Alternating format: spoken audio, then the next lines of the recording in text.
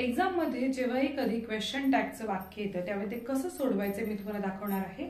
इथे तुमच्या समोर वाक्य आहे I told you to throw the girl out. आता इथे आपल्याला काय करायचंय, add a question tag. Question tag add करताना सगळ्यात पहिलं वाक्य बघायचंय, तर वाक्य होकारार्थी आहे की नकारार्थी आहे तपासून बघायचंय। तर आता हे सदर दिलेलं वाक्य काय आहे, होकारार्थी आहे, कारण याच्यात कुठेही नॉट वापरलेलं नाही। दुसरी गोष्ट आपल्याला बघायची असते की यात हेल्पिंग वर्ब कोणतं आलंय, कारण हेल्पिंग वर्बचा वापर करूनच आपण क्वेश्चन टॅग तयार करत असतो। तर इथे आपलं काय होणार आहे बघा, इथे या वाक्यामध्ये टोल्ड हे क्रियापद आलेलं आहे आणि हे भूतकाळी रूप आहे। हे भूतकाळी रूप असल्यामुळे आपलं इथे काय येणार आहे, हेल्पिंग वर्ब दिलं नसल्यामुळे डीड येणार आहे। परंतु हे होकारार्थी वाक्य आहे आणि नकारार्थी क्वेश्चन टॅग घ्यायचा आहे, म्हणून आपण इथे काय वापरणार आहे, डिडंट वापरणार आहोत। सो क्वेश्चन टॅग ऍड कसं करायचंय बघा, आपलं उत्तर येणार आहे I told you to throw the girl out, comma compulsory द्यायचंय, त्यानंतर डिडंट आय हे वापरायचंय आणि क्वेश्चन मार्क द्यायचंय। हा झाला आपला क्वेश्चन टॅग।